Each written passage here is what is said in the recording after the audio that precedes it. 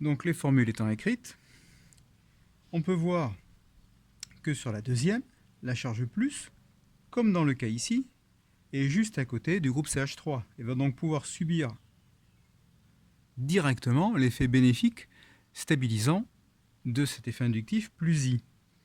Par conséquent, si on résume sur ces trois situations, on peut voir que quelle que soit la situation, de toute façon, l'effet CH3, par la répulsion qu'il provoque des électrons de la liaison sigma vers le cycle, va compenser une charge plus portée par ce cycle. Donc dans tous les cas, c'est plutôt bon et va donc rendre cette forme intermédiaire plus facile d'accès.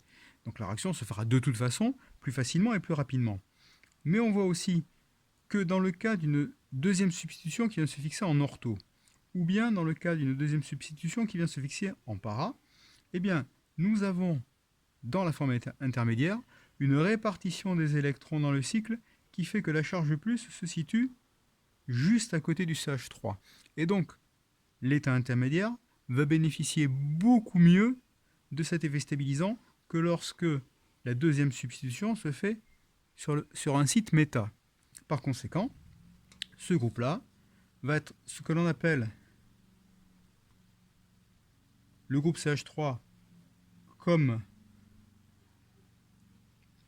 les autres groupes R,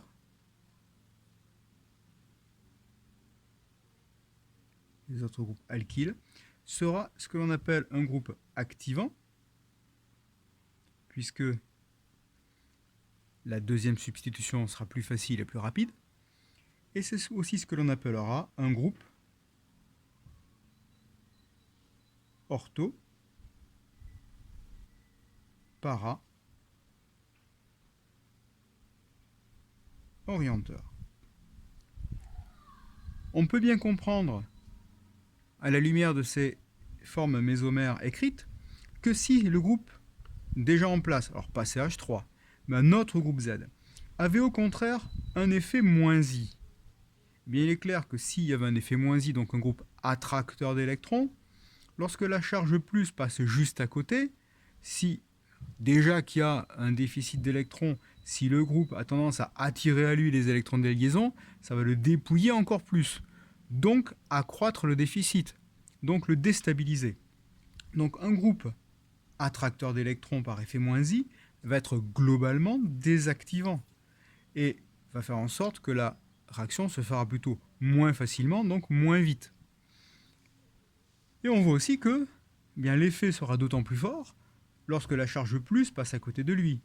Ici, si on a un effet moins I, l'attraction, la flèche sera dans l'autre sens, l'attraction sera beaucoup plus importante, et l'effet d'attraction, l'effet moins I sera d'autant plus fort là que ici. Certes, ça sera comme un effet plutôt négatif, qui aura tendance à déstabiliser la forme, mais la charge étant toujours assez éloignée du groupe attracteur,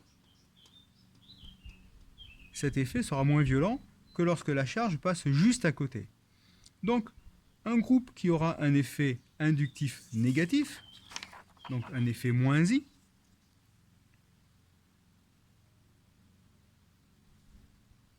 donc un groupe avec un effet moins I, va être plutôt désactivant.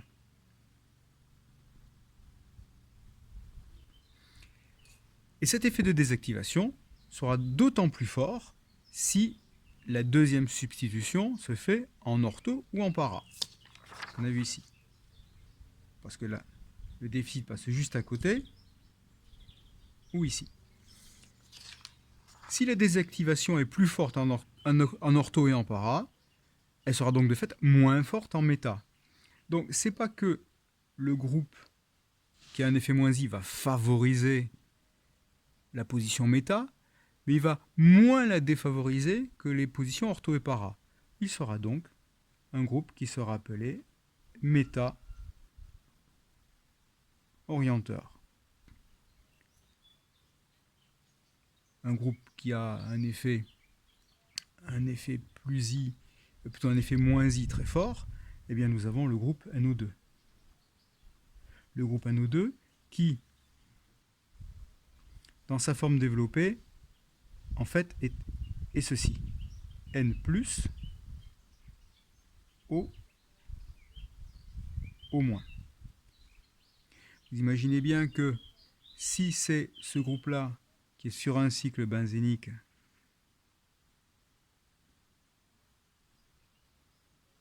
je le fais en forme bien développée. Vous imaginez bien que lorsqu'on est dans un état intermédiaire, par exemple, comme cette forme mésomère-là, ici, qui résulterait d'une substitution en ortho.